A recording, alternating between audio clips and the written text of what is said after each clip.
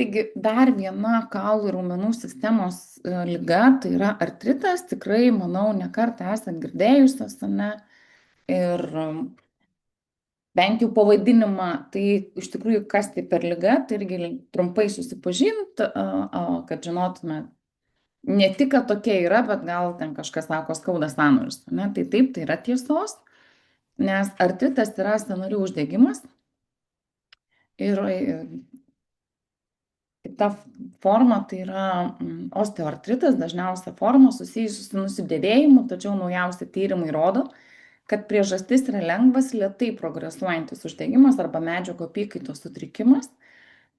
Tai yra daugiau lėtinis uždegimas, nes artritai būna tiek lėtiniai, tiek trumpalaikiai, kurie greitai išgyja, ne, bet čia yra jau ilgalaikis ir nuosekliai didėjantis ir pasireiškia jisai sąnarių skausmų, sąnarių sustingimu, sąnarių diegimu, skystis aplink sąnarį. Gydymas yra vaistais, sąnarinėm injekcijom, elektros srovėm visokiom ir panašiai, taip termiškai sakant, šildymais, ne, lazerio procedūrom. Bet jeigu irgi matot, va, kaip turėtų atrodyti normalus sąnarys ir kaip atrodo sąnarys paveiktas osteoartrito, tai šita va mėlyna spalva yra visiškai sudilusi, remiasi kaulas į kaulą ir prasideda labai didžiuliai skausmai.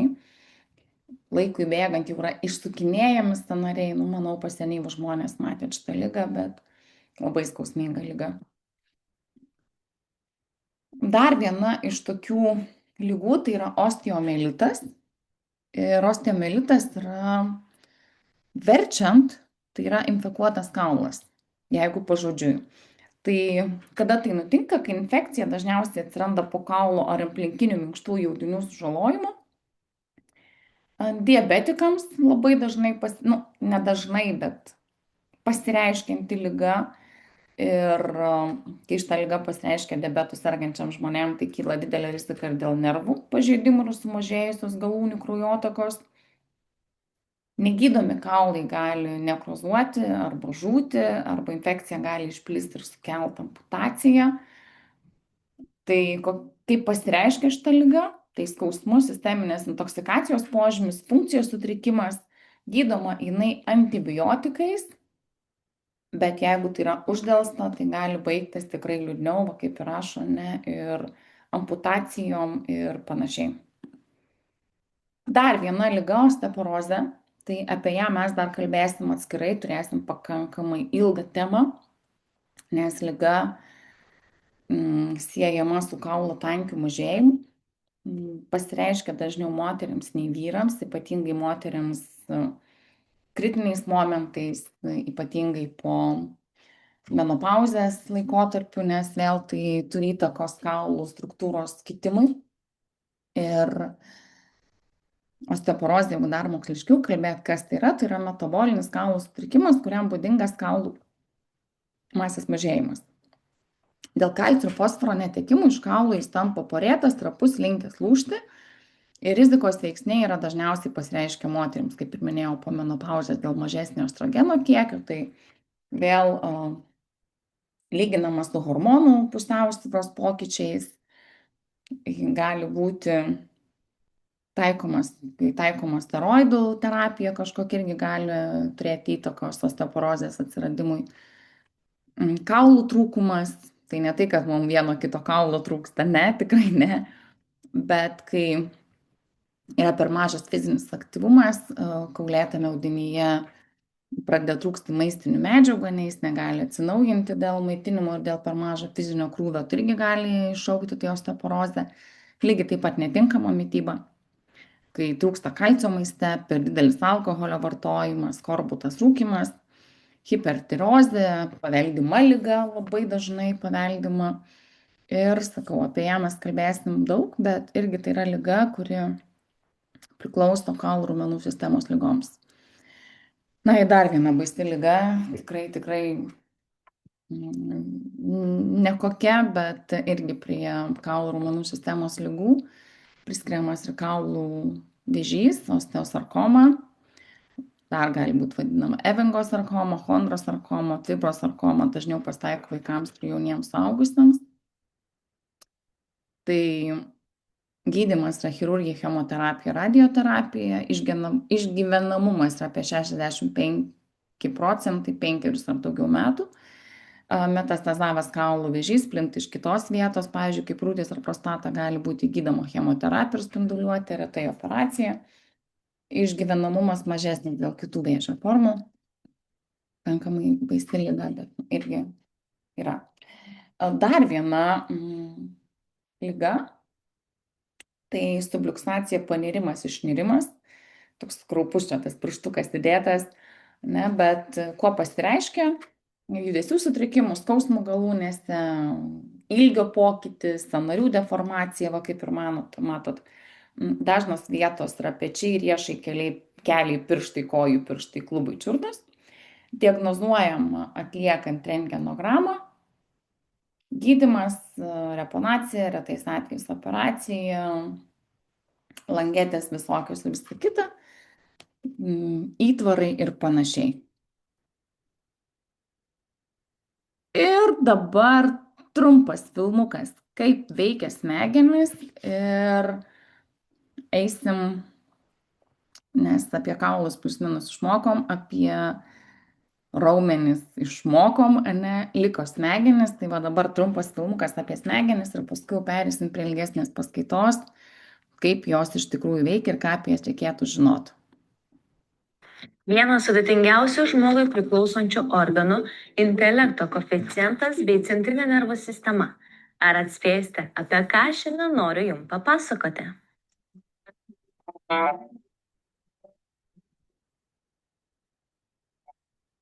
Smegenys - tai viena sudėtingiausių struktūrų žmogaus organizme, susidedanti iš 100 milijardų nervinių ląstelių arba neuronų. O tai beveik tiek pat, kiek mūsų galaktikoje yra žvaigždžių. Neuronai tarpusavyje bendrauja elektriniais signalais, sukurdami neaprėpiamą jungčių tinklą - nervų sistemą, kuri koordinuoja kūno funkcijas.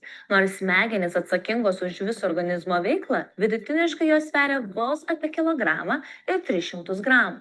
Dar įdomiau tai, jog net 75% smegenų sudaro vanduo. Šiandien pakalbėsime apie 4 smegenų dalis - didžiąsias smegenis, smegenėles, smegenų kamieną ir tarpines smegenis. Didžiosios smegenys - tai didžiausia smegenų dalis, užimanti 3/4 smegenų tūrio. Jos skirstomas į du raukšlėto paviršiaus pusrutulius - išraižytų svagų ir vingių.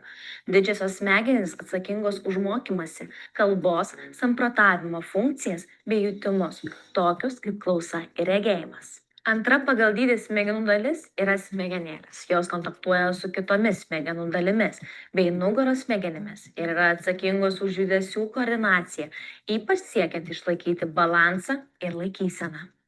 Trečioji smegenų dalis - kamienas. Tai struktūrų visuma susidedanti iš pailgųjų smegenų, tilto ir vidurinių smegenų. Vidurinių smegenų dalis atsakinga už judesių, klausos ir regėjimo apdorojimą. Tiltas už jutiminės informacijos perdavimą. Pailgosios smegenys sukuria motorinius ir jutiminius kelius tarp minėtų struktūrų ir stuburo. Visos šios kamieno dalys kartu atsakingos ir už gyvybiškai svarbias kūno funkcijas - kvėpavimą, širdies veiklą, virškinimą ir miegą. Ketvirtoji smegenų dalis - tarpinės smegenys. Tai tarsi smegenų branduolys, dydžiu prilygstantis abrikosai. Jos rūpinasi jutiminės informacijos apdorojimu, išskyrus kvapą, bei reguliuoja vidaus organų darbą, svarbiausius medžiagų apykaitos ir imuninius procesus - kūno temperatūrą, apetitą, miegą, savisaugą, seksualumą. Kūdikio galvos apimtis yra greičiausiai kintantis parametras pirmaisiais gyvenimo mėnesiais, todėl jo galva turi prisitaikyti prie sparčiausiai augančio organo - smegenų. Dėl šios priežasties naujagimio smegenys augantys kaulai iš pradžių būna minkšti ir nesusijungia. Palaipsniui kaukolės augimas lėtėja, kol tarpų visai nelieka. O ar kada teko girdėti apie intelekto koeficiento testą? naudojama nustatyti žmogaus protinius gebėjimus. Pirmasis tokį testą sukūrė prancūzų psichologas Alfredas Binet. Testas buvo skirtas mokiniams, norint suskirstyti juos į grupės pagal panašius gebėjimus, nepaisant jų amžiaus ar subjektyvaus mokytojų požiūrio. Vėliau jis keitėsi ir buvo pritaikytas suaugusiems žmonėms. Na, o dabar testas yra vienas iš kelių standartizuotų būdų skirtų nustatyti asmens intelekto koeficientą. O koks testo rezultatas rodo aukštą intelekto lygį? Na, priklausomai nuo amžiaus grupės, vidutinis rezultatas yra 100. Žemiau 70 laikoma protiniu atsilikimu, o virš 130 išskirtinai talentingo ar gavaus žmogaus požymių. Didesnį nei 135 balų įvertinimą turi vos 1% populiacijos. Tačiau aukštas intelekto koeficientas nebūtinai yra sėkmės garantas. Intelekto koeficiento testai yra ganėtinai kontroversiška tema. Rezultatų įtaką gali daryti genetika, motyvacija, kultūrinės vertybės, mokymosi kokybė ir netgi aplinka, kurioje augama. Taigi sunkus darbas gali įveikti talentą, kai talentas sunkiai nedirba. Ar žinojai, kad teiginys, jog žmogus išnaudoja tik 10% smegenų potencialo, yra viso labo mitas?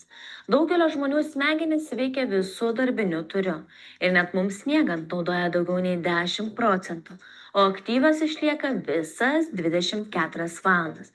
Tad nenuostabu, jog smegenys sudarančios vos 2 procentus bendros kūno masės išeikvoja net 20% kūno sukūriamos energijos. Taigi, dabar žinai, kad nuo smegenų darbo priklauso visa organizmo veikla. Didžiąją dalį mūsų smegenų sudaro vanduo, todėl net ir menka dehidratacija gali neigiamai paveikti jų funkcionavimą. Tad nepamirškime gerti užtektinai vandens. Na ir atsiminkite, kad aukštas intelekto koeficientas ne visada garantuoja šviesią ateitį. Sunkus darbas gali įveikti aptingusi talentą. Iki kitų susitikimų. Taip, tai va toks filmukas apie smegenis, įdomesnis šiek tiek. Ir ką aš dar jums šiandien noriu parodyti.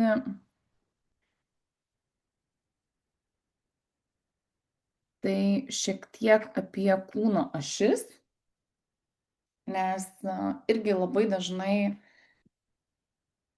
skaitant straipsnius, aš jau buvau kelis kartus užsiminusi apie tas ašis, kaip ten kas yra daroma. Žmogaus kūnas yra dalyjamas į 3 ašis. Ir gal jums čia labai tiksliai žinot nereikia, bet žinot, kad tokios ašys yra, būtų neblogai. Jeigu netyčia susidurtumėt su tokia situacija, ne, tai kokios yra tos ašys, tai jos yra 3: stačioji, skersinė ir strėlinė.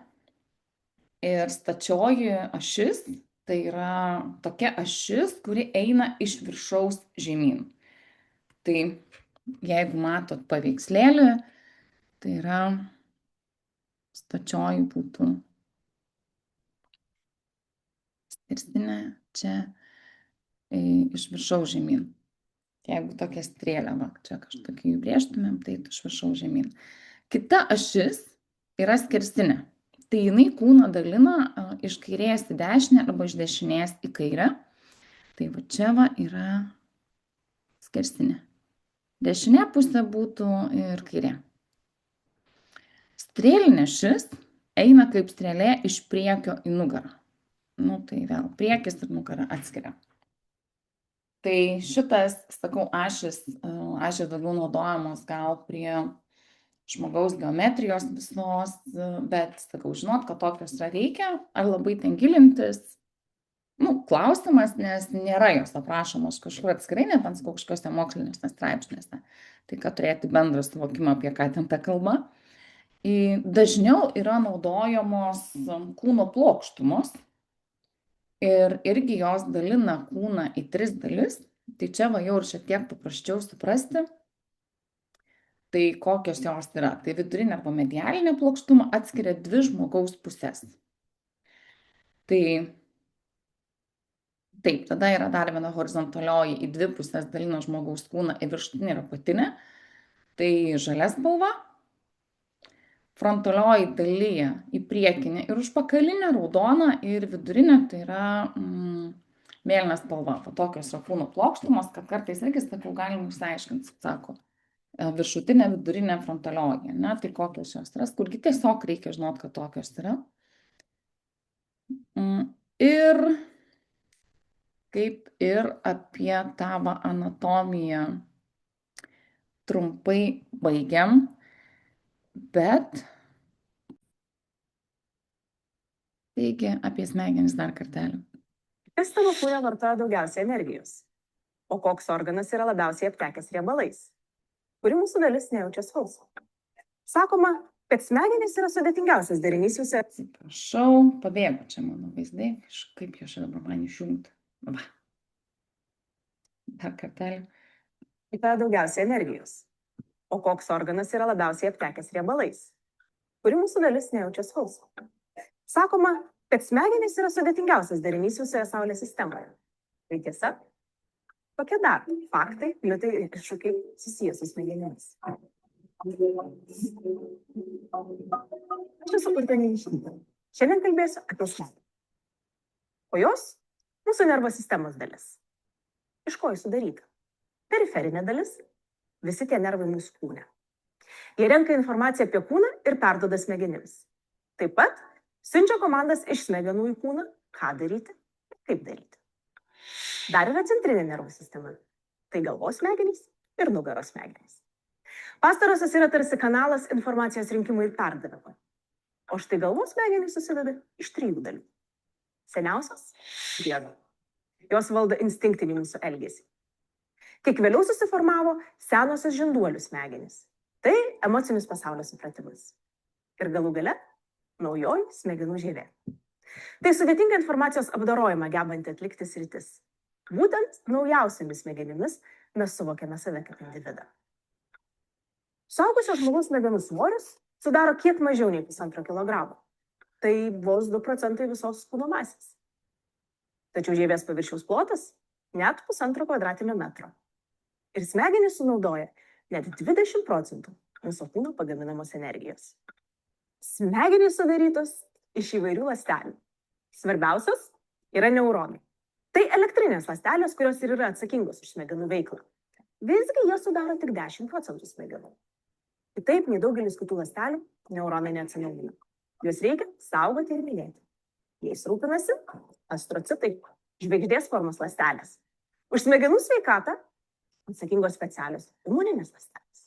Ir galų gale oligodendrocitai.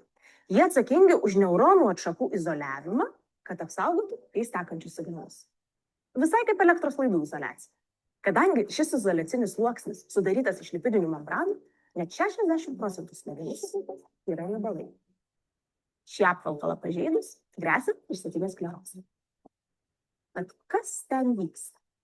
Neuronai yra elektrinės ląstelės. Tačiau tarpusavyje jie bendrauja išskirdami cheminės medžiagas. Visos smegenys yra sujungtos į didelį elektrinį tinklą. Smegenys auga ir formuojasi vaikystėje, o senatvėje mažėja prasidėjus degeneracijos procesai. Tad geriausia, kai jos yra stabilaus dydžio, nes bet kokie pakitimai paprastai susijęs su patologijomis. Smegenys plaukioja skystyje. Šis skystis fiziškai apsaugo smegenis ir pašalina joms nereikalingas medžiagas. Ta pati medžiaga užpildo ir mūsų stuburą. Pamėginkime ištarti cerebrospinalinis skystis. Norėdami suskaičiuoti, kiek minčių mums kyla kiekvieną dieną, pirmiausia turėtumėm susitarti, ką laikysime mintimis. Mat didžioji smegenų procesų dalis vyksta nesąmoningai. Šių procesų mes nepatiriame, esame jiems akli. Tad suvokime tik nedidelę dalį smegenų veiklos. Šiuolaikinis žmogus yra nuolat apimtas minčių. Esame pavargę nuo jų triukšmo ir ieškome būdų pabėgti. Tam yra joga, meditacijos praktikos. Jų tikslas yra sustabdyti minčių srautą ir tiesiog būti čia ir dabar. Ar mintys kenkia smegenims? Tikrai ne. Intelektinis darbas mus išvargina. Tad pradedame priimti netinkamus sprendimus, sunku racionaliai mąstyti, ne taip gražiai bendraujame su aplinkiniais. Gebėjimas pailsėti nuo savo minčių žmogui yra reikalingas. Bet apskritai, protinis darbas smegenims yra labai naudingas. Kaip mankšta raumenims. Štai pavyzdys. Nustojus naudoti tam tikras smegenų sritis, jos susitraukia. Antai hipokampas. Tokia smegenų sritis atsakinga už atmintį ir orientaciją erdvėje. Prieš 20 metų Londone buvo atliktas tyrimas. Palygino taksistų ir kitų profesijų atstovų hipokampą. Vairuotojų smegenų sritis buvo reikšmingai didesnė. O dabar, atsiradus kasdien pasiekiamoms navigacijos sistemoms, tyrimas buvo pakartotas. Rezultatai rodo, kad mūsų hipokampas traukiasi. Mes prarandame gebėjimą orientuotis erdvėje. Mokame kortelę, nes daugelis nemėgstame skaičiuoti mintinai. Bet štai kas įdomu. Pirmas simptomas, rodantis ankstyvo Alzheimerio ligos atvejį, yra gebėjimo skaičiuoti pinigus praradimas. Tada žmonės ima duoti tiesiog didelės kupiūras, nes nebežino, kas yra daug, o kiek yra per mažai. Artimieji tai turėtų atkreipti dėmesį. Tačiau dabar kortelių paplitimas tai užmaskuoja. Mes savo norų atsisakome vienos iš kertinių smegenų funkcijų. Telefonų numerį. Nagi, atsakykite patys savo į vieną paprastą klausimą. Kiek jų atsimenate? O kažkada mokėjome jų daug. Smegenys neturi skausmo receptorių. Jos nejaučia skausmo ir joms daromos žalos. Bet tuo pačiu skausmą mes jaučiame tik smegenimis. Nes kas yra skausmas? Tai subjektyvus potyris, susidarantis dėl mūsų periferinės veiklos, kai periferiniai neuronai perduoda informaciją apie kažkokią žalą. Būna, kad skauda galvą. Bet kaip čia yra, jei smegenys neturi receptorių? Jų yra smegenų dangaluose, kur ir gali būti generuojami skausmo signalai. Su realybe smegenys tiesiog jų nesąveikauja. Tai jos daro per jutimo organus, kurie surenka informaciją ir yra pernešama ir interpretuojama. Šviesa, garsas, kvapas, skonis, pojūtis. Iš to sugeneruojamas kažkoks supratimas. Mes visi susitarėme, kad štai šitas daiktas yra žalias, bet tie potyriai iš tiesų gali būti visiškai skirtingi.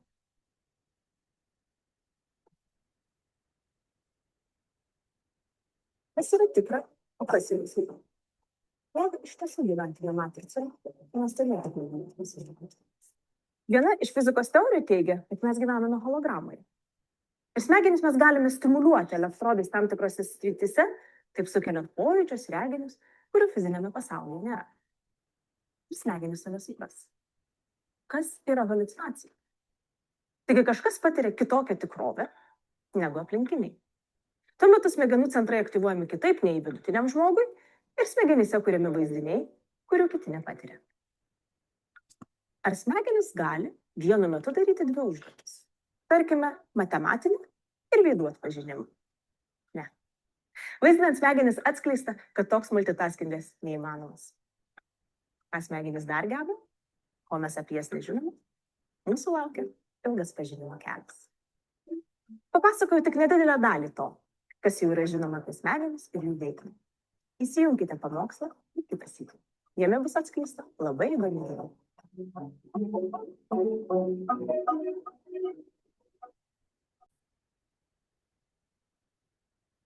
Tai apie tas smegenis suprantamai, paprastai ir tikrai labai įdomus interviu.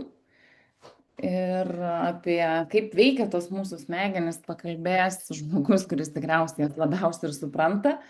Na, tai gero žiūrėjimo ir pradedam tiesiog klausimo, gero klausimo, taip geriau reikėtų pasakyti. Labai charizmatiška asmenybė, Urtė, tai labai dažnai stebiu jos interviu, podcastus tos vadinamus, nes, tiesiog, kad taip paprastai kalbėti apie smegenis, tai tu turi turėti labai daug žinių, tai tikrai daug žinių, daugiau už mane turi, už tai mes šiandien paklausysime jos. Taigi, kaip čia, į sceną Urtė, ne? Vos podcast'o klausytojai. Šiandien su manim yra Urtė Neniškytė, mokslų daktarė, biochemikė, neuromokslų specialistė, tyrėja, mokslininkė.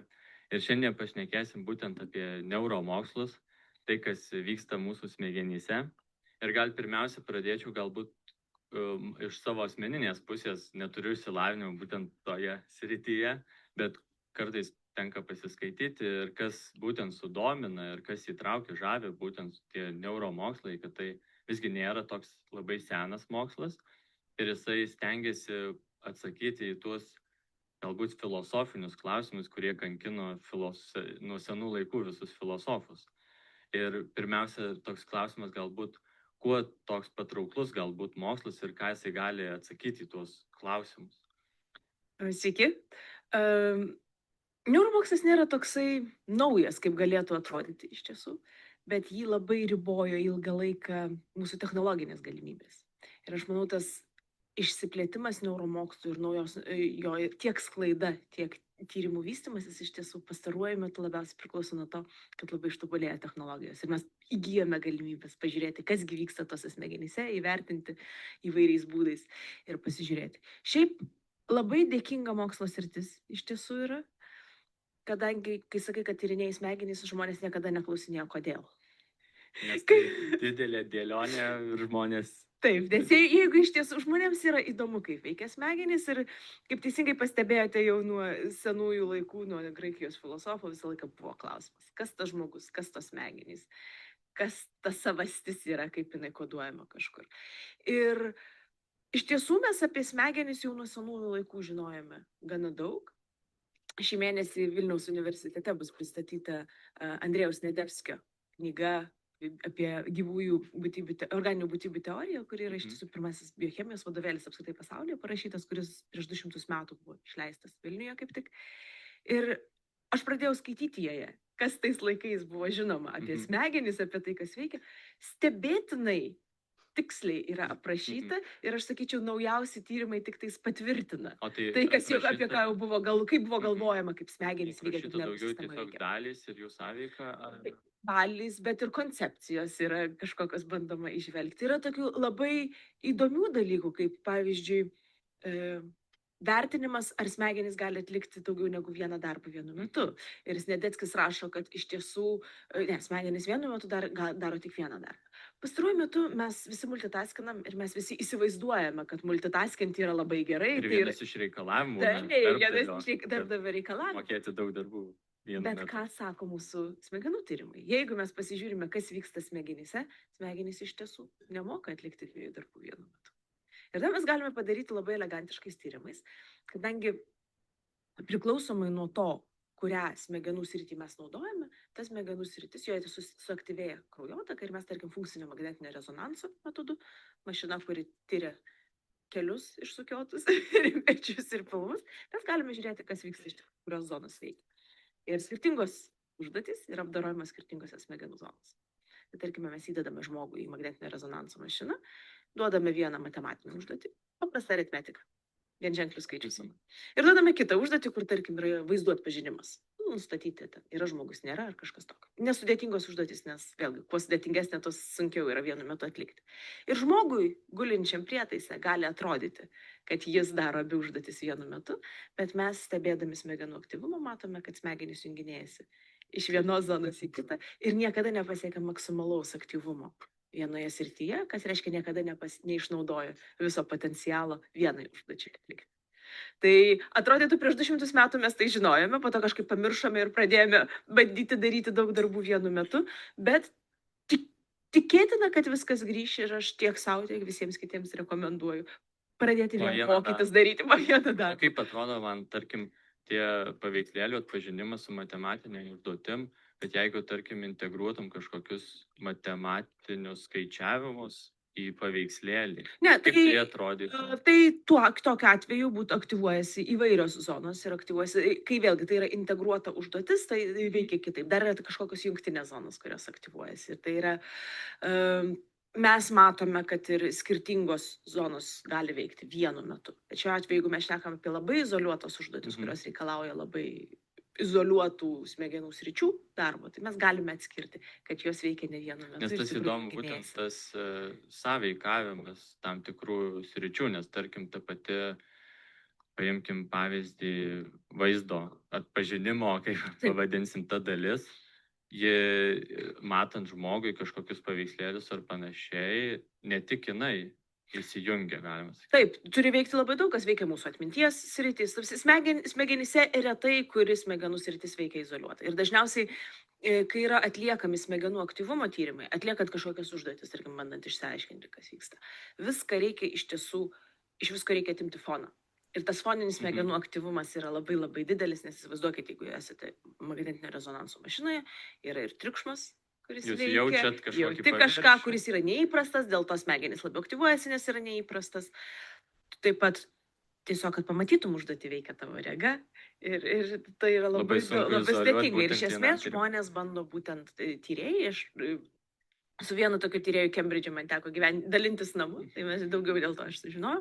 Ir jie žiūri, kas yra foninis aktyvumas, jis sako, aha, bet žmogus, kol mes nedavėm užduoties, jisai ir girdėjo, ir matė, ir viską, o kai jungiam užduotį, tada jisai bando atlikti užduotį. Tokiu būdu išskirti tas smegenų sritis. Nes tai nėra taip paprasta, jeigu mes paimtumėm tiesiog smegenis ir pasižiūrėtumėm, kas juose vyksta, juose nuolat vyksta visko daug.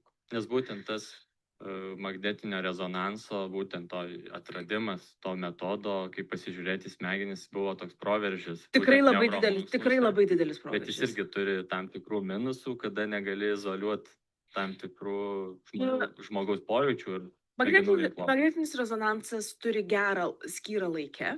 Tai yra, kad mes galime gana jautriai iš tikrųjų pamatyti, kas įsijungia, išsijungia, kaip vyksta. Jo yra labai prasta skyra erdvėje. Mes iš tikrųjų matome gana didelės smegenų zonas, kurios veikia. Ir jisai dažnai derinamas yra su kitais metodais, kuriuos mes galime taikyti. Tai tarkime, elektrofiziologiniai metodai. Jie yra taikomi tiek medicinoje, tarkime, tyrėte epilepsijas kažkokias, tiek yra taikomi ir moksliniuose tyrimuose. Mūsų katedroje yra nemažai žmonių, kurie tikrai profesionalai darbo su elektrofiziologiniais matavimais. Yra žiūrima, kasgi žmogaus smegenyse vyksta įvairiose situacijose. Tai vėlgi elektrofiziologija, jinai erdvėje turbūt irgi ta skyra nėra labai didelė, bet jinai gali suteikti papildomos informacijos. Vystosi taip pat ir neuromoksliniai metodai, kurių galbūt tiesiogiai mes negalime pritaikyti žmonėms tirti, bet jie padeda mums tirti gyvūnų modelius. Ir tai irgi Kaip tas padeda. atrodo? Nes Tai mes, atrodo. vienas iš didelių proveržių buvo iš tikrųjų optogenetikos technologijos atsiradimas. Optogenetika tai yra metodas, kai mes į neuronus, į nervinės ląsteles įkeliame dirbtinį receptorių, dirbtinį kanalą, sakykime, dirbtinį kanalą, kuris yra aktyvuojamas šviesa. Ir kaip mes žinom, mūsų neuronai, mūsų nervinės ląstelės yra elektrinės ląstelės ir per jas informacija keliauja kaip elektra. Ir tokiu atveju pašvietę ant neurono mes galime sukurti tą elektros tą srovę. elektrą, kurią Taip, ir tokiu būdu konkrečius neuronus aktyvavę, aktyvuoti visą grandinę ir visą tinklą. Tą mes galime daryti tiek lėkštelėje tiesiog neurono užkrėtę tuo baltymu, tiek galima kurtis gyvūnų modelius ir yra sukurti gyvūnai, optogenetiniai modeliai, kurie jau turi smegenyse tokias ląsteles. Kaip tai praktiniai, tarkim, gal pavyzdį kažkokį, kaip atrodytų toks tyrimas, ką jisai galėtų parodyti? Tai vienas iš atsakyti kokį eksperimentų klausimą? buvo tyriama, kaip iš tikrųjų formuojasi mūsų atmintis ir kokioje vietoje yra koduojama. Mes galime, buvo gana sudėtinga sistema. Vienas iš dar irgi šalia optogenetikos, kas yra svarbu, kad yra tam tikri baltymai, kurie neuronuose, kurie aktyvuojasi, kurie pradeda koduoti kažkokią informaciją, jie įsijungia. Ir tokiu būdu, ieškodami, kur įsijungia toksai baltymas, mes irgi galime sužinoti, kuris neuronas aktyvavosi. Buvo parodyta, kad neuronai, tuose neuronuose, kurie aktyvavosi, būtent tuose buvo sukelta, naudojant molekulinę biologiją, optogenetinis įrankis. Ir tada tie neuronai, kurie aktyvavosi, tam tikroje aplinkoje, pelė buvo, tarkim, įkelta į dryžuotą aplinką ir išmoko tam tikrų būdų elgtis dryžuotoje aplinkoje. Tai buvo išimta iš dryžuotos aplinkos, bet šviesa pastimuliavus tuos neuronus, kurie įprastai aktyvuojasi dryžuotoje aplinkoje, pelė pradėjo elgtis kaip dryžuotoje. Replikavo tą Taip, replikavo tą elgesį. Reiškia, užtenka, tai jau mes matome, kad kaip individualiuose neuronuose iš tikrųjų yra išlaikoma ta informacija, elgsenos ir atminties iš esmės tai yra informacija, nes yra mokslininkai vertina, neuromokslininkai tokį žiūrėdami eksperimentą, kad iš esmės tai yra kaip atsimena aplinką gyvūnas ir mes matome, kad tai yra individualios ląstelės, kurias aktyvavus šviesa, visiškai išorinių stimulų, mes galime stimuliuoti tuos atsiminimus. Labai įdomu, kaip atmintis veikia, nes atrodo, kartais žmonėm jie atsimena dalykus, kurios buvo jau manė, kad pamiršo visiškai. Ir ta informacija, ji visada, kaip sakyti, lieka užkoduota kažkaip, ar jie regeneruoja? Iš tiesų yra Tai nėra lengvas atsakymas ir mes iki galo nežinome, kaip tai vyksta, bet štai optogenetikos tyrimai, aš manau, pajudins visą šitą lauką į priekį. Iš tiesų, ilgą laiką, kai buvo nustatyti neurodegeneracinių ligų, tokių kaip Alzheimerio pakitimai, ir buvo atrasta, kad hipokampas, jūros arkliuko formos sritis smegenyse sunyksta, buvo manyta, kad mūsų visi atsiminimai saugomi hipokampe. Dabar jau požiūris pasikeitęs ir iš tiesų yra manoma, kad hipokampas veikia tarsi katalogas informacijos. Kad mes žinome, kur kokį atsiminimą padėjome. Ir jeigu dėl ligos mūsų katalogas prapuola, nepaisant to, kad atsiminimai lieka, mes jų nebegalime surasti, mes juos esam pamiršę. Ir tai, kad tie prisiminimai, kurių mes nebeatsimename, jie vis dar egzistuoja kažkur mūsų smegenyse, irgi buvo parodyta eksperimentai, tyrimai su žmonėmis, kai buvo smegenų operacijos metu, kai atverta kaukolė, yra dažnai stimuliuojama smegenys silpna elektra, tiesiog pažiūrint, ar nėra pažeistos zonos. Nes kai darai operaciją, reikia žiūrėti, kad nepažeidė ir tikrai vis dar visos funkcijos veikia, tai tiesiog pastimuliuojama ir klausima žmogus, kaip jisai jaučia. Dažnai tai yra daroma nemiegančiam žmogui. Ir kaip baisiai tai skambėtų. Tam tikrą regos ir sako klausimą. Ar jauti, ar žiūri, ar matai. Iš principo, panašiai, priklausomai nuo to, kurioje srityje daromos operacijos, aišku, darai šalia tos zonos, kur operuoja ir pasižiūrė, ar viską funkcija yra išlaikyta. Ir pastimuliavus tą zoną, vieną iš zonų, žmogus tiesiog atgyja jam prisiminimai, kaip jisai vaikystėje eina kažkokiu takeliu, kuris jau seniai nebebuvo galvojęs, jisai atrodė tarsi gyvai, tikrai jis yra ten ir jisai veikia ten. Tada žmonės pradėjo sakyti, aha, tai pasirodo hipokampas, jisai paties atsiminimai, tai nėra tiek reikalingas. Mes jį iššaukti galime, tarkim, ir dirbtiniais būdais, bet mums patiems, kaip individams, kai mes bandome kažką prisiminti, tada mes jau naudojame kaip hipokampą, kaip nuorodą, kur mums to prisiminimo ieškoti. Nuo kiek metų galbūt pradeda atmintis tai įsirašinėti? Atmintis iš tiesų, kažkokia atmintis formuojasi nuo pat pradžių, nes tarkime, gimęs vaikas, naujagimis, jis atpažįsta mamos balsą. Arba tėčio balsą atpažįsta. Ką tai reiškia? Tai reiškia, kad jis turi atminti, kad tas balsas jau egzistuoja. Jeigu vaikas būtų atskirtas, jis tos balsus pamirštų. Ir pamirštų gana greitai, nes iš pradžių kūdikystėje atmintis yra trumpalaikė. Ir jinai po truputėlį ilgėja ir dažniausiai ilgalaikė atmintis, jeigu mes vadintumėm ilgalaikė, trumpalaikė, truputėlį kitus terminus neuromokslai turi, nes netgi tai, kad tu prisimeni mėnesį, jau yra ilgalaikė atmintis, bet sakykime, ta atmintis, ką mes atsimename apie vaikystę, prasideda maždaug, sakykime, ties 3 metais, bet bus labai įvairu. Nes tikrai tai varijuoja, vidurkis jisai nesako nieko apie individualų žmogų, nes yra žmonių, kurie turi prisiminimų ir iš antrųjų gyvenimo metų.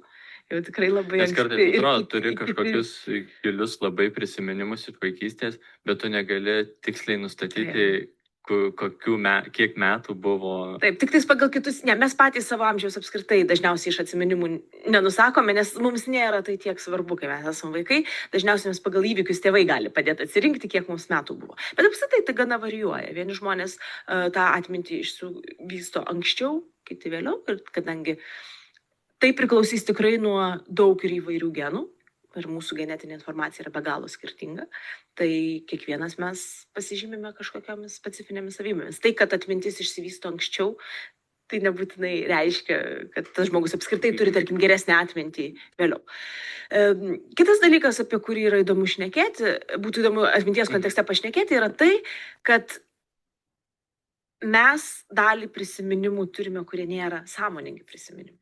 Mes negalime suformuluoti, kas vyko, bet tai visgi lemia, kokios mes esame psichologinės būtybės, kas mums patinka, kas nepatinka, kas mus gąsdina, kas mus patrauklu atrodo. Ir mes negalėtume to suformuluoti kaip konkrečių įvykių ir nutikimų per tuos pirmuosius 3 metus. Bet iš tiesų mes turim tokių tarsi iracionalių dalykų, kurie mus traukia arba atstumia. Ir baimės kažkokios kylančios, taip, ne. Ir tai irgi yra tam tikra atminties forma, tiesiog jinai dar nėra išvystyta iki tiek, kad tai nėra įvykių atmintis.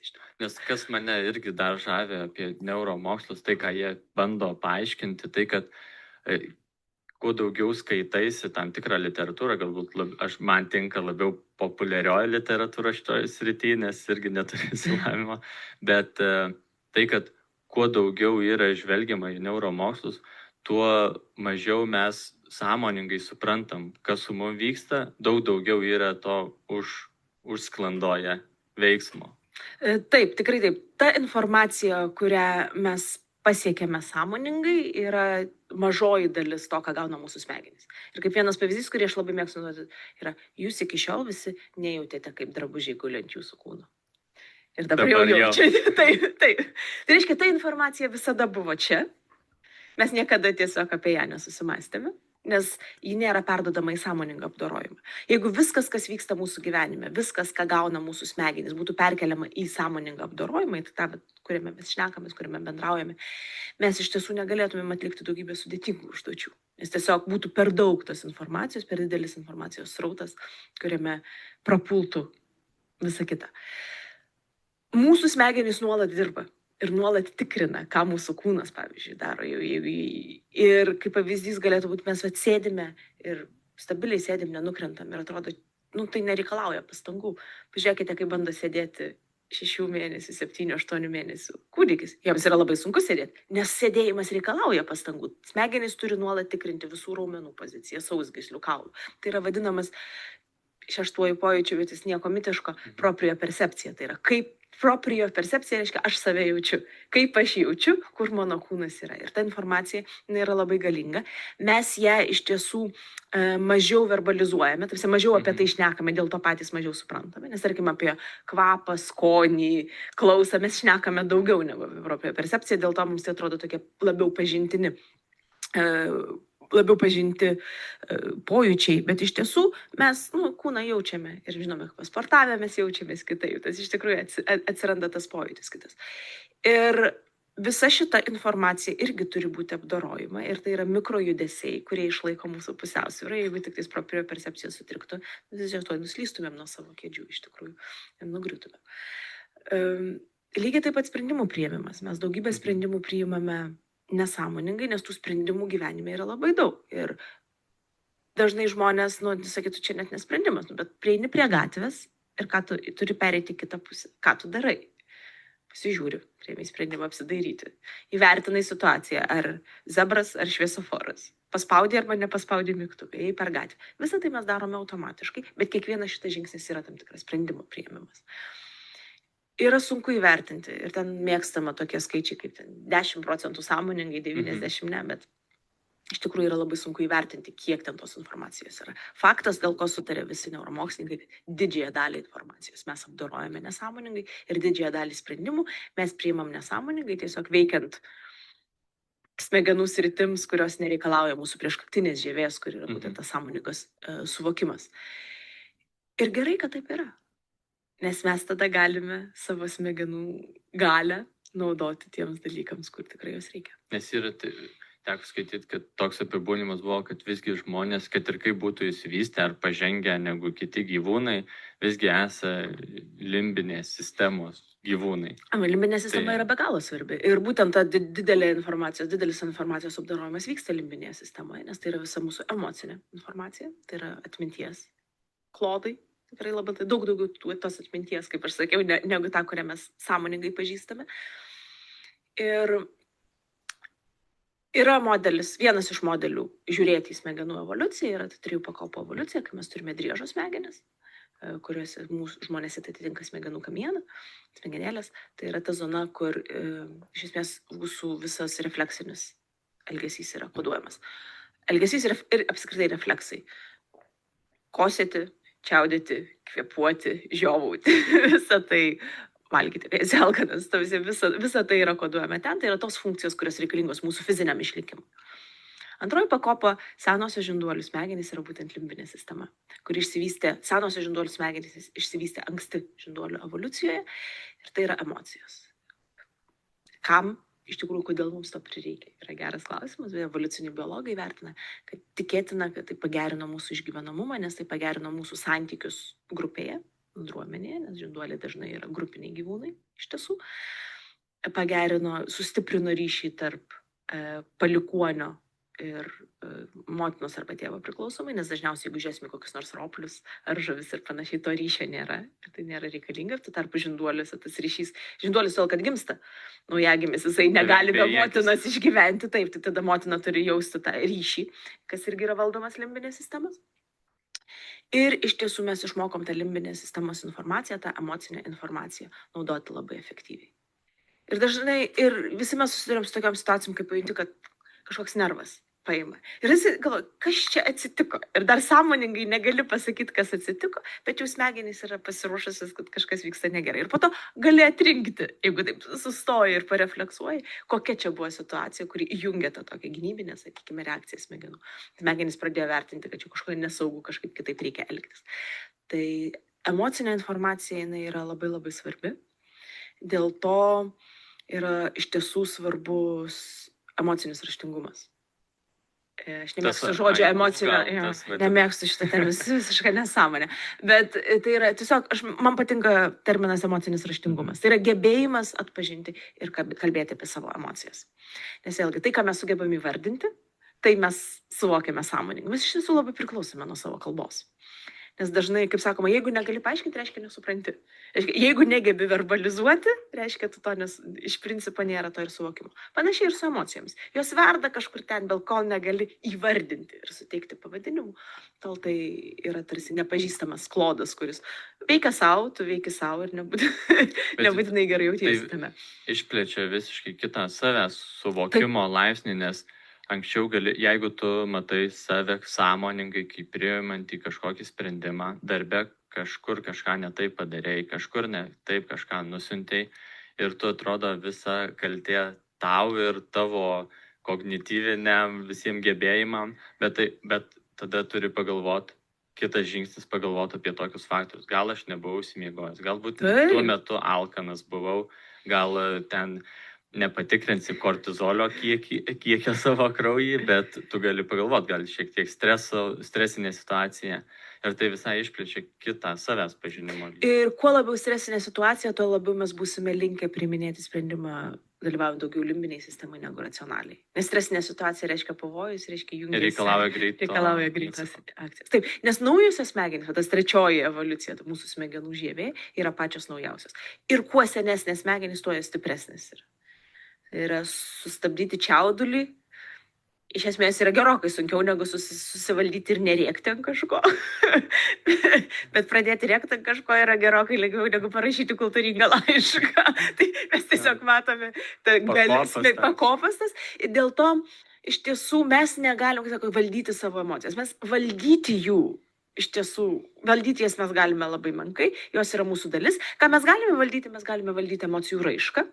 Ir tai to kultūra, mūsų plačiaja prasme kultūra, jinai to reikalauja, kad mes esame nebūtinai impulsyviai elgiamės taip, kaip mums sako mūsų emocijos. Mes sekame kažkokių taisyklių ir taisyklių seka būtent mūsų naujoji žievė.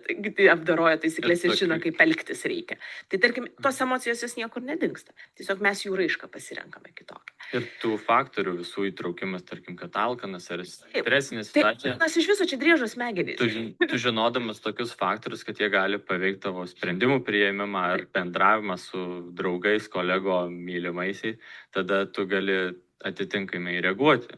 Gal geriau pavalgysiu prieš tai, kol eisiu šnekėtis apie kažkokią problemą. Bet mes šitą ir išmokstame. Mes dažnai šitus dalykus išmokstame visiškai be to paaiškinimo, kas vyksta smegenyse. Jeigu aš grįžtu namie pavargęs, aš pirmą turiu pavalgyti, tada tik eiti šnekėti su kažkuo. Ir mes pradedam taikyti tas, bet mes galime racionaliai tai žiūrėti.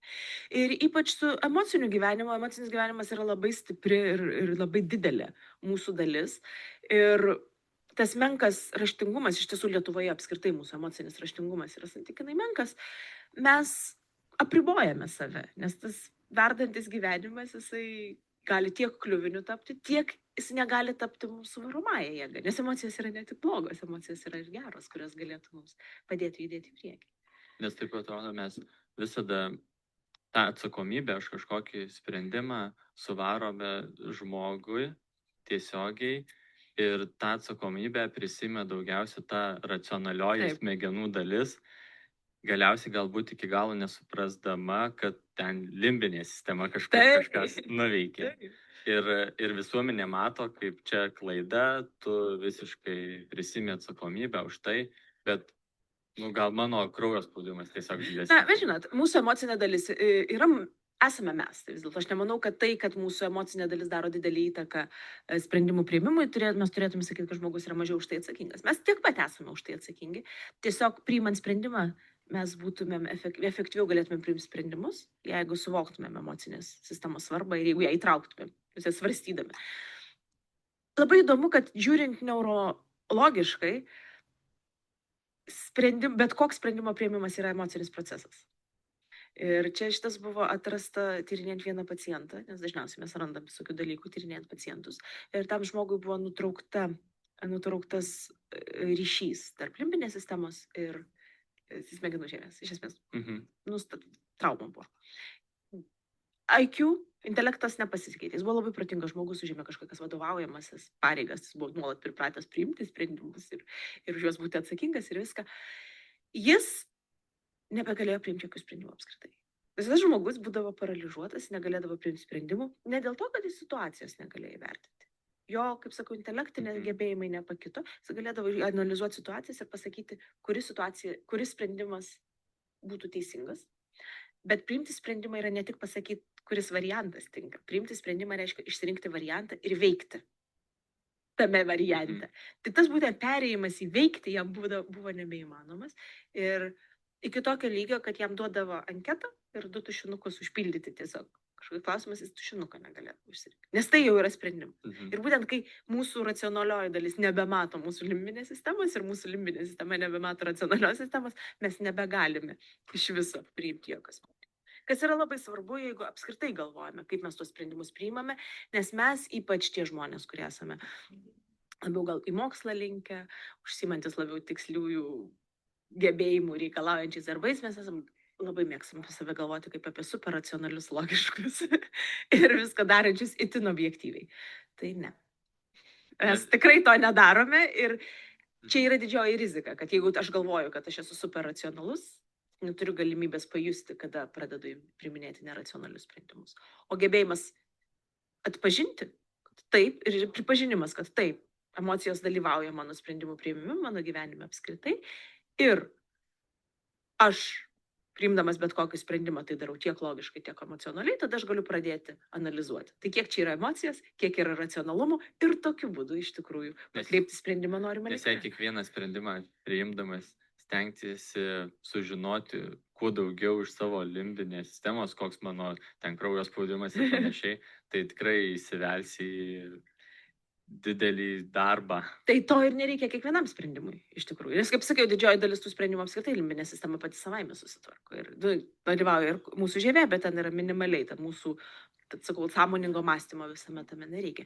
Ir nereikia to kiekvienam sprendimui. Bet tada, kai jau jaučiate, kad čia tikrai reikia viską labai logiškai ir be emocijų įvertinti, tada prisiminkit, kad emocijos vis tiek dalyvauja. Ir įsivertinkit, kur čia kieno svertai yra. Ir irgi teko skaityti, kad ir pati ta priekinė smegenų dalis, kuri atsakinga už tą racionalų, taip pavadinkim, mąstymą, irgi turi tam tikras dalis, kuri viena labiau linkus racionaliau mąstyti, o kita labiau apie emocijas. Na, aš net nežinau, ar tikrai sritimis jos taip susiskirsto, bet čia yra pasiūlyti skirtingi mąstymo modeliai. Vienas iš jų yra psichologas Kanemanas, antras psichologas yra Kanemanas pasiūlės greitą įmąstymą ir lėtą įmąstymą. Ir greitasis mąstymas yra toks paprastas, lengvas, intuityvus, nereikalaujantis pastangų. Mes viską norėtume nuspręsti tokiu būdu. Ir jis veikia tokiu, naudoja daug informacijos iš limbinės sistemos, nes tai yra labai efektyvi informacija, labai koncentruota ir labai aiškiai apibrėžiant, kokia ta situacija yra. Ir naudoja iš esmės stereotipinių sprendimų sistemų problemų. Mes sukaupėme rinkinį informacijos, kai mes gyvendami nuo pat kūdikystės iki kiek užaugome, sukaupėme rinkinį situacijų ir rinkinį galimų sprendimų. Ir mes žinom, kokie sprendimai buvo efektyvūs, kokie ne. Situacijos identiškos mes, aišku, niekada negauname. Mes lyginame maždaug panašu ir taikome tą patį sprendimą. Pavyzdys. Mes visi žinome, mokame, kaip pasisveikinti su žmogum pažįstamu ar su nepažįstamu žmogum atėjus į ofisą. Tarkim, mes susipažinom dabar, situacija yra kitokia. Aš jūsų nepažįstu, mes susitinkam kitoje vietoje, bet daugiau mažiau aš žinau, kokį elgsenos modelį pritaikyti, tiesiog dėl to, čia yra pasisveikinimas, sakykime, dėžutė. Tai nereikia didelio Taip, bet vėlgi, racionalizavimo. mes nei vienas iš mūsų negalvom, kaip čia dabar reikės tai daryti. Iš esmės tiesiog susitikom ir pasisveikinom. Ir ta greitoji smegenų sistema tai veikia. Viskas veikia labai greitai ir to užtenka. Ir didžiąją dalį problemų mes galime išspręsti. Problemų plačiai prasme. Didžiąją klausimų, kurie iškyla, mes galime išspręsti stereotipiškai. Stereotipas vėlgi neuromokslinė prasme tai nėra tai, ką mes vadinam stereotipais, kai neturi to neigiamo aspekto. Mes operuojame stereotipais ir dažnai stereotipai pagreitina mūsų smegenų veikimą. Problema atsiranda, kai mes pradedame taikyti stereotipą ne tai situacijai, kai mes galvojam, kad situacijos yra identiškos, o iš tikrųjų jos yra skirtingos. Jeigu situacijos problema yra sudėtinga, jeigu klausimas yra reikalaujantis apmąstymo, jeigu nėra kažkokios aiškios stereotipinės situacijos, kurias mes galėtume pritaikyti, tada mes pradedame naudoti lėtąją sistemą, kuri reikalauja daug pastangų, bet jinai tada geba racionaliai iš tikrųjų išanalizuoti, pritaikyti taisyklės, įvertinti, palyginti. Ji yra labai lėta. Mes vėlgi negalėtumėm, jeigu mes viską priminėtumėm šitą lėtąją sistemą, tai veiktų labai lėtai. Jeigu žmogui duoti užduotį, kurią jisai moka daryti, kažkokias, tarkim, klasifikavimus, kurias jisai yra daręs, ir sakai jam daryk automatiškai. Automatiškai tai reiškia, tai nėra visiškai automatiškai, tai yra greitąja ta smegenų sistema, stereotipinė smegenų sistema. Jis tai daro greitai, jeigu jis yra gerai treniruotas, daro greitai ir su mažai klaidų. Jeigu tą patį užduotį žmogui liepi daryti, sakydamas, dabar mąstyk apie kiekvieną, jisai daro lėtai ir padaro daugiau klaidų. Paradoksas atrodytų. Tai reiškia, jeigu mes kažkokią užduotį mokame labai gerai, arba jeigu mes operuojame kažkokioje situacijoje, kur iš tikrųjų mes turime gerą stereotipinį poveikį jos, greičiau ir efektyviau ir su mažiau klaidų mes tai išspręsime, naudodami greitai. Bet tą pačią užduotį, kurią mes jau mokame. Kurią mokame. Jeigu situacija yra nauja ir sakai žmogui daryk, maždaug iš intuicijos, daryk kaip tau išeina, greitai ir daug klaidų, o tuo tarpu mąstanti ta lėtoji mąstymo sistema, tada bus jinai lėtai, bet mažesnė klaidos tikimybė. Tai šitas yra įdomu. Tai rodo, kad nei viena iš tų mąstymo sistemų nėra geresnė už kitą. Mes tiesiog jas turime taikyti tinkamoms situacijoms. Nes atrodo, kaip tik hipotezę keliant, atrodo, kad neturėtų skirtis tą užduotį atlikti, kurią jau gerai žinai. Žmonės pradeda kvestionuoti. Ar tikrai? Ar tikrai? Taip. Ir tada pradeda kvestionuoti ir pasąmoningai jie turi sukaupę daugiau informacijos. Čia jau panašiai kaip dirbtinis intelektas. Žinau, tai ką mes darom dirbtiniam intelektui. Iš tikrųjų panašu yra, aš sakyčiau, į greitąją būtent mąstymo sistemą. Mes duodame daug variantų. Jisai išmoksta, susikuria kažkokį stereotipą. Ir tada duodam klausimą, o kas yra čia? Ir jisai lygina su tuo savo stereotipu. Ir atsako. Ir dirbtinis intelektas, jisai, negali paimti, dar mes neturim tokio dirbtinio intelekto, jis paimtų kiekvieną ten tą išanalizuotų. O gal čia dabar mes turėtumėm atsižvelgti į kažką, ko nebuvo visoje tūkstantyje kitų situacijų, kurias aš analizavau. Nedarys to, jis sakys, aš čia net pažįstu, bet jis nepradės to analizuoti. Tai ir mūsų smegenys, iš tikrųjų, jeigu mes galime taikyti tą stereotipą ir labai efektyviai, klaidų tikimybė maža, nes mes nebekvestionuojam, nes mes nepradedam naujų taisyklių išradinėti, nes tos taisyklės jau sukurtas, mes pagal tas taisyklės tiesiog ir sakom. Čia šitas labai įdomu yra. Ir tai veikia ne tik mąstymo užduotims, tai veikia ir motoriniams užduotims. Šitas buvo padaryta, pavyzdžiui, man atrodo, su krepšininkais, jeigu aš neklystu. Reikėjo kamuolį jiems ten varytis kažkokiu būdu. Arba varytis tiesiog atbėgi ir jie apie kamuolį nebegalvoja. Profesionalai, jie tą kamuolį nešasi, o po to buvo jiems liepta varytis kamuolį sąmoningai ir jiems tai žymiai sunkiau sekėsi. Nes tavo įsijungia kitas smegenų dalis, jinai lėta, jinai pradeda galvoti, ką čia ir kaip daryti. Raumenų atmintis tavo. Raumenų atmintis galėtų būti irgi, nes raumenys patys neatsimena, vis atmintis vis dėlto yra mūsų motorinėje žievėje, bet taip tai yra labai efektyvu. Ir ta raumenų atmintis yra be galo stipri, aš kaip pavyzdį galiu pasakyti, pati laboratorijoje dabar dirbu santykinai nedaug, paskui tikrai daug dirbau, kai buvau Italijoje, tai čia jau nuo to laiko praėjo daugiau negu 2 metai. Ir dabar mes pradedam daryti naujus eksperimentus, kurių nėra daugiau laboratorijoje, kas mokėtų. Tai doktorantus ir magistrantus turiu išmokyti aš pati. Ir atrodo, 2 metai praėjo. Sąmoningai man jau yra labai daug, aš jau daug ko neatsimenu, bet aš atsisėdu prie sterilaus bokso, pasiimu į rankas įrankius ir mano rankos žino, ką reikia ir kaip daryti. Tai Ir iš tada tikrųjų, tiesiog šiek tiek išjungi. Taip, ir jeigu aš pradėčiau mąstyti, ką daryti, man tai sektųsi gerokai sudėtingiau negu tiesiog, okei, dabar aš darau šitą užduotį ir tiesiog tokia dzen būsena. Truputėlį, būtent dzen tai yra, kad tu atjungi tą racionalų į tą lėtą įmąstymą, tiesiog esi, kur esi. O dar norėjau paklausti, kiek yra dar tas guvus požiūris į tą kairiojo pusrutulio, dešinio pusrutulio skirtumus ir kaip žmonės galbūt, kurie labiau užduotis atlieka ar masto, kaip sakyti, vienas sistema ar kita. Mes iš tikrųjų, mūsų pusrutuliai yra skirtingi. Kaip vieną pavyzdį mes galėtume paimti, tarkime, kalbinis centras. Jisai yra viename iš pusrutulių, labai retais atvejais dviejuose. Ir dar jis priklauso dešiniarankiui 90, turbūt 5+, jisai visą laiką yra kairiame pusrutulyje. Kairiarankių dažniau, bet irgi netiek ir daug, jisai būna dešiniame. Kairiarankių gali būti ir dešiniame, ir kairiame iš tikrųjų. Tai mes matome, kad tas skirtumas tarp pusrutulių yra ir funkciškai skirtumas yra. Kūrybiškumas ir loginis mąstymas, aš dabar galvoju. Tas vis dar mes apie tai skaitome, bet aš bandau sugalvoti, ar skaičiau kokį nors mokslinį tyrimą, kuris būtų taip pagrindęs tiesiog jo, nes mes dažnai tas idėjas, dabar ką daro šiuolaikinis neuromokslas, būtent kai atsirado tas technologinis galimybės, mes imame tos pačius klausimus, kai kuriuos tarsi filosofiškai sugalvojom, arba sakau, kaip Sniadeckis prieš 200 metų visai tiksliai buvo pasakęs, ir dabar bandome atrasti fizinius įrodymus, kad tikrai tai vyksta. Turbūt nežinau. Taip pat dabar staigiai nepasakysiu, reikėtų pasirankioti atskirų eksperimentų turbūt, kur dalis ten matematiką sprendžia, dalis ten klasifikavimus kokius. Nes taip ir skirstoma labiau tikslieji mokslai, o kitur menai. Taip, bet aš nesu tikra, kiek tai iš tiesų pasiskirsto. Reikėtų pasižiūrėti.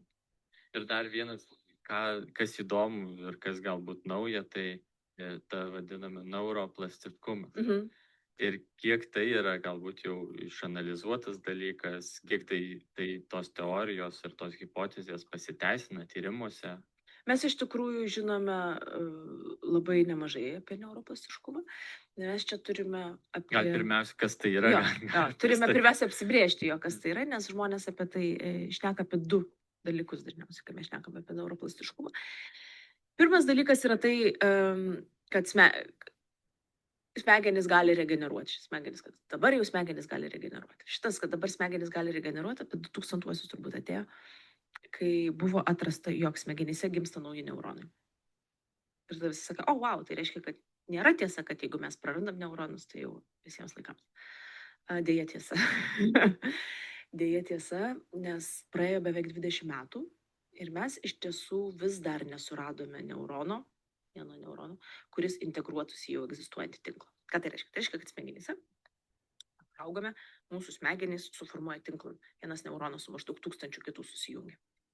Toks didelis, tankus tinklas. Tai visų pirma, logiškai yra sunku įsivaizduoti, kad tu išėmęs vieną ląstelę galėtum įkišti kitą ir nesuformuotų visiškai tos pačius ryšius ir tokiu būdu regeneruotų patį tinklą. Ir mes nematome, kad, tarkim, mes matom, kad ląstelės miršta, jos gali mirti dėl toksinių poveikių, gali mirti dėl degeneracinių ligų ir tiesiog kažkas nepasisekė. Bet mes nematom, kad jie gimstantis neuronai, kad jie taptų tinklo dalimi. Ką mes matom, kad jie gimsta, ypač hipokampe, daug labai tų ląstelių gimsta. Ir jie keliauja savo keliu, visi keliauja tuo pačiu keliu ir nukeliavę į galą jie miršta. Ir jie veikia, dabar yra manoma, kad jie veikia iš esmės kaip neurotrofinės ląstelės maitinančios kitus neuronus, jos išskiria įvairius baltymus, visokius veiksnius augimo, palaikančius neuronų sveikatą. Jos yra labai labai naudingos. Dėl to sportuoti vis dar reikia, kas skiria būtent neurogenezę skatina sportą. Jos yra labai veikia atmintį, jos tikrai yra reikalingos, bet tai nėra tas pats, kas tinklo regeneracija. Iš tikrųjų.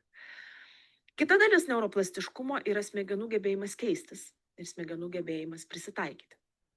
Šitas tikrai yra labai efektyvu ir mes žinome, kad tas gebėjimas keistis ir prisitaikyti, jis yra didžiausias, kol mes esame jaunesni ir palaipsniui jis iš tiesų mažėja su amžiumi.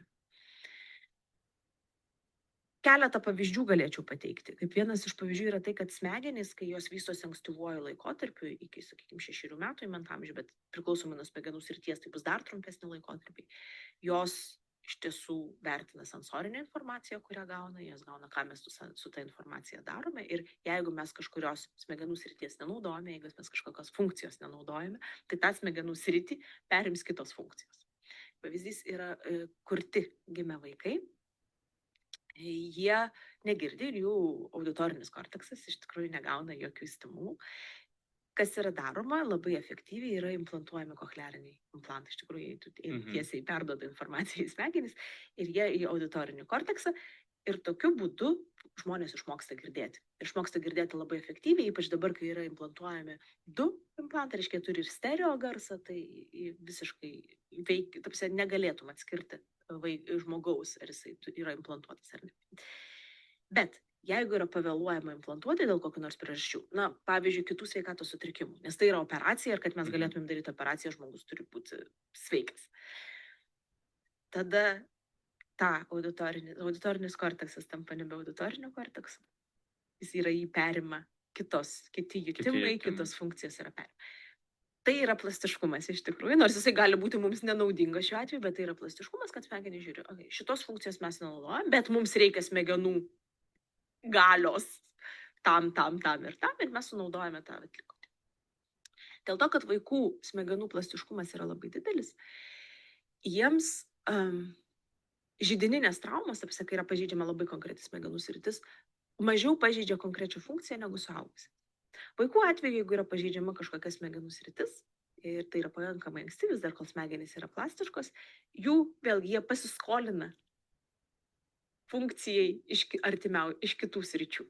Ir tokiu būdu jie nepraranda vienos konkrečios funkcijos, bet ką mes matome, kad apskritai bendras efektyvumas sumažėja, nes mes vėlgi, jeigu mes praradom 10% galios ir tiesiog 90% perskirtime, tai mes nepraradome vienos funkcijos, bet visos kitos funkcijos irgi šiek tiek susilpnėjo. Suaugusiųjų atveju, ypač vyresnių žmonių atveju, dažniausiai tai, kas yra pažeista, tarkim, insulto atveju kažkokia konkreti zona yra pažeista, šiek tiek regeneracijos mes matome, šiek tiek plastiškumo dar vyksta, nes žmonės per reabilitaciją iš tikrųjų atgauna dalį funkcijos, bet tai kas jau buvo pažeista toj zonai, tai yra ir prarasta. Bet suaugęs praras tik tą funkciją, kuri buvo pažeista, jis nepraras kitų, nes kitos funkcionuos taip, kaip jau veikiančios. O tarkim, su implantavimu, jei pavėluoji, ir po to implantuoti jau nėra galimybė. Kiek žinau, netgi nebeimplantuoja tiesiog, nes nebėra prasmės, dėl to, kad smegenys jau nebeišuoja. Užėmė, kiti jutimai užėmė. Šitie chirurgai geriau galėtų papasakoti, kurie tuo būtent užsiima, bet aš kiek suprantu, yra nebeimplantuojama tiesiog dėl to, kad smegenys jau prarado gebėjimą girdėti. O kaip smegenys keičiasi toliau nuo vaikystės, šiek tiek pradėjom ir toliau galbūt kaip senatvėje jos. Tai iš tiesų yra tokie vystymosi laikotarpiai yra 2 labai svarbus. Pirmasis iki 6 metų. Kaip aš sakau, tai mūsų suformuoja. Mes viską išmoksime. Iki 6 metų mes išmoksime ir judėti, ir klausyti, ir girdėti, ir matyti, ir motoriko įgyjame. O tai yra tokia pauzė, tarkim, ramesnė smegenų vystymosi prasme. Mes vis dar mokomės labai daug. Mokymosi procesas yra aktyvus, bet tokių ir didelių procesų pertvarkos, sakykime, nebevyksta smegenyse. Ir antroji pertvarka smegenų prasideda nuo 12 metų, kas neuromoksliniu požiūriu yra paauglystės pradžia. Paauglystė yra nuo 12 iki 20, ne 18, kai persitvarko mūsų prieškaktinė žievė. Ir iš tikrųjų tikrai vyksta labai didelė pertvarka. Formuojasi visos funkcijos, loginis mąstymas, racionalus mąstymas, gebėjimas sekti taisyklėmis, gebėjimas nustatyti taisyklės. Iš principo viskas, ką mes sugebame daryti, executive, vykdomoji funkcija visa išsivysto per paauglystę, būtent prieškaktiniai žievė. Ir mes, kai turim vaikus, mes žiūrime, sakom, tai čia vaikai. O po to sakom, čia pasakom vaikai. O po to suaugusiam to pačią, jeigu padarys tą patį, jau nebeatleisi. Ir iš esmės, to, ko neatleidi, tai visą tą turi išmokti, smegenys turi išmokti nuo 12 iki 20. Ir tada mes gyvename tokiam didesnių pertvarkų jau ir nebebūna ir turbūt pradedame gyventi po truputėlį senėjančiose smegenyse. Gal ne iš karto, gal ne nuo 20, bet nuo 50 metų, iš tikrųjų daugelio 50-mečių smegenyse, jeigu mes pažiūrėsime, mes jau galime rasti senėjimo pakitimų. Kaip pasireiškia? Mes matome tam tikrus baltymus, kurie pradeda susikaupti, mes matome, kad didėja smegenų uždegimas šiek tiek, kuris yra kenksmingas neuronams. tiesiog galime būtent matavimo būdai, vėl magnetinis rezonansas, šiuo atveju arba kontrastinė kompiuterinė tomografija, kad mes turime jau dabar specialių junginių, kuriais galime pažymėti neteisingai susilankščiusius baltymus smegenyse arba aktyvuotas imuninės ląsteles smegenyse. Mes galime tirti žmonės, kurie atrodo sveiki, bet pažiūrėti, kas vyksta jų smegenyse. Ir tai, kad 50 metų jau mes galime nustatyti senėjimo tos procesus, tai nereiškia, kad visi žmonės rodys ir simptomus kažkokius. Jie vis dar gali būti visiškai efektyviai veikiantis, kad jų smegenų veikla yra visiškai normali. Ir tai labai priklauso nuo to, kokią veiklą jie užsiimda. Nes yra nustatyta, kad tie žmonės, kurie, tarkime, dirba protinį darbą, kurie moka ir aktyviai naudoja daug kalbų, pavyzdžiui, kalbos labai padeda šitam, jie turi sukaupti 3 kartus didesnius pažeidimus smegenyse, kad jiems pasirodytų pirmieji simptomai, lyginant su tai žmonėmis, kurie protinio darbo nedirba. Mes iš esmės dirbdami protinį darbą treniruojame tą tinklą ir tai vyksta keliais būdais. Vienas iš būdų yra apskritai, aš kaip pasakau, kaip mes tyrime smegenų aktyvumą, aš sakiau, kad kraujotaka sustiprėja. Tose srityse, kurios yra naudojamas, mes galime į šitą pasižiūrėti. Tai jeigu stiprėja kraujotaka, jinai visus neuronus geriau pamaitina, nes su krauju yra atnešamas deguonis, cukrus, tai ko reikia, visos medžiagos, ko reikia. Ir išplaunama visas, kas yra negerai. Kita vertus, mokymasis ypač kalbų, kodėl veikia, nes kalbų mokymas yra labai asociatyvus procesas. Mes turime koncepciją susijęti su vienos kalbos žodžiu, susijęti su kitos kalbos žodžiu, ir tas tinklas yra taip tankinamas. Ir supaprastintai aiškinant, jeigu mes įsivaizduojame, mes turime vieną objektą smegenų su kitu susijungtą per vieną jungtį ir dėl prasidėjusio senėjimo tą jungtį mes praradome, tai mes iš karto turėsime simptomatiką. Kažką pamiršome, kažko neprisimenu, kažko nebegalime. Jeigu mes turime 3 keliais sujungtus tuos 2 objektus, mes turėsim 3 kartus daugiau pažeidimo sukaupti, kad tikrai prarastumėm jau tą ryšį tarp A ir B. Tai panašu, kad taip ir veikia, nes būtent koreliuoja tankis jungčių prieškaktinėje žievėje ir priešingai koreliuoja su pažeidimais, būtent kada ta simptomatika atsiranda. Tai protinis darbas yra labai naudingas. 50-mečiai turi išsirinkti naują užsienio kalbą, pradėti mokytis ir tikrai tokiu būdu padės savo išlaikyti ir kitas mąstymo funkcijas. Bet yra, tarkim, naudingiau, kad tu esi, tarkim, nuo gimimo dvikalbis, Taip. ar tiesiog 50 metų naują kalbą įsirinkti? Nuo gimimo dvikalbystė, ypač jeigu tai yra naudojama, tai labai sustiprina tinklą iš tikrųjų ir atitolina, bet yra matoma, kad ir naujų kalbų mokymasis, tiesiog vėl stimuliavimas to tinklo yra naudinga. O kuo, tarkim, nes tai sudaro tam tikras platesnį asociacijų lauką? Pilnam asociacijų lauką. Tu tiesiog papildai ir ypač jeigu pradedi praradinėti, tai tas kompensuoja tiesiog. O toliau, tarkim, žiūrint, 50 dar toliau. Tai jau kai pradedi 50, tai jau ir mokaisi. Jau nebesustoji. O toliau kaip tada dar keičiasi? Bet jisai pamažu pradeda irti, iš tikrųjų, ir pradeda kauptis tos pažaidos ir mes prarandame neuronus, prarandame iš tikrųjų funkciją. Ir vėlgi yra labai didelė įvairovė. Jeigu mes žiūrėsime, yra dalis žmonių, kurie miršta 100+ ir būdami visiškai sveiko proto, kitų žmonių mąstymas jisai silpnėja po truputėlį. Tai yra labai įvairu ir tai, manau, bus ir genetinės priežastys. Tam turės didelę įtaką gyvenimo būdas, tiek esantis, tiek buvęs gyvenimo būdas. Mes vėlgi matome, kad senėjantys žmonės dėl to, kad fiziškai jiems tai darosi sunkiau, jie praranda fizinį aktyvumą. O fizinis aktyvumas jisai yra labai svarbus mūsų smegenims ir tai nebūtinai turi būti labai stiprus anaerobiniai kažkokie pratimai, tai užtenka tiesiog pasivaikščioti, pajudėti kažkiek. Tiek per neurogenezę, nors neurogenezė, aišku, jau silpnėja tų naujų neuronų susidarimas smegenyse senstant, tiek tiesiog per kraujotakos gerinimą, nes ypač senėjančiams smegenims yra labai svarbu palaikyti gerą kraujotaką. Ir paprasčiausia tai padaryti yra tiesiog visam pajudant. Ir pajuda. Tai norint sveikų smegenų viską reikia ir mityba, ir sportas, ir naudotis jom. Tai naudotis jom tikrai būtina.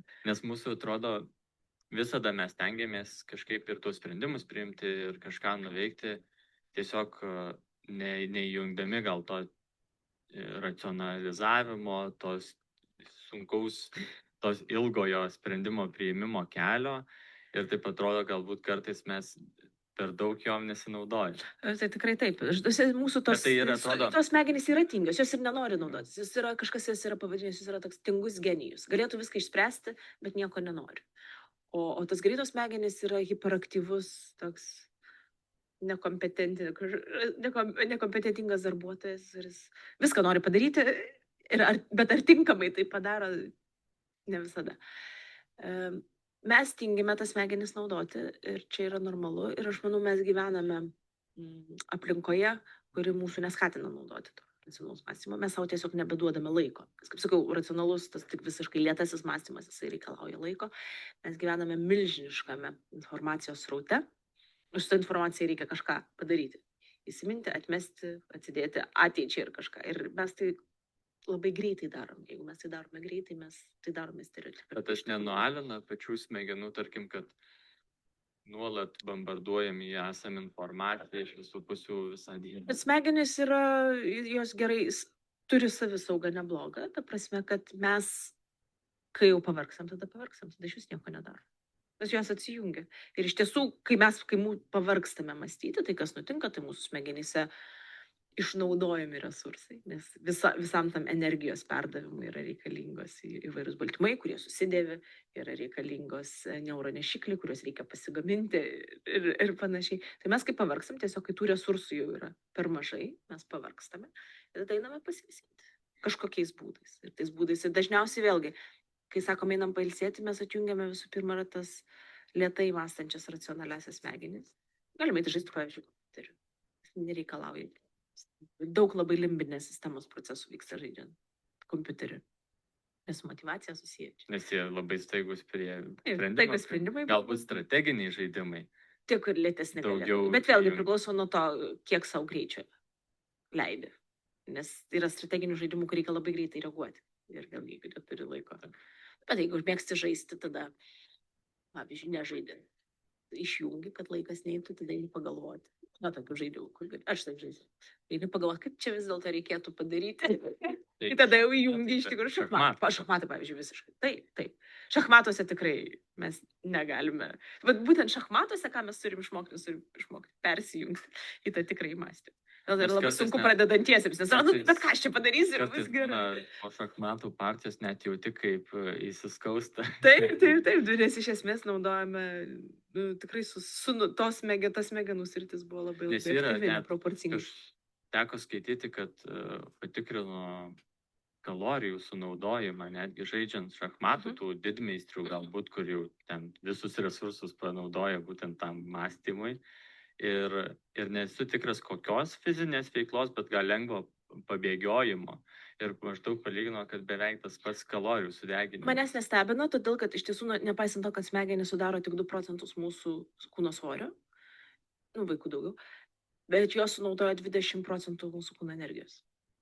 Mums užtenka iš miego pereiti į būdravimo būseną, visiškai nesijudinti, tiesiog atsibundi ir kūno energijos poreikis padidėja 10%.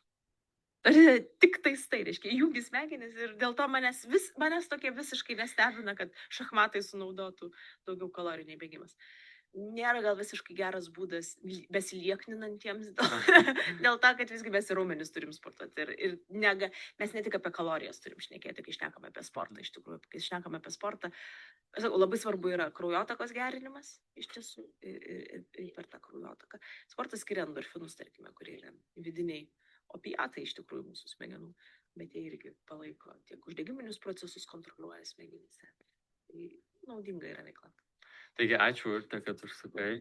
Tikrai labai įdomu pasišnekėti apie tokius dalykus, kas vyksta mūsų smegenyse. Ir toks kaip patarimas visiems naudoti smegenis. Tiesiog. Taip, naudokit smegenis, bet subalansuokite savo dieną, nes iš tiesų smegenys yra mūsų kūno dalis ir tas graikų sveikam kūne sveika siela, tai iš tikrųjų galime perfrazuoti sveikam kūne sveikos smegenys, iš tiesų yra labai svarbu. Gerai, ačiū. Ačiū. Iki. Tai labai informatyvus realiai podcastas, tikrai su labai gražiais patarimais ir manau, kas klausėte, tai tikrai šviesiau pasidarė, kas tas mūsų smegenyse vyksta.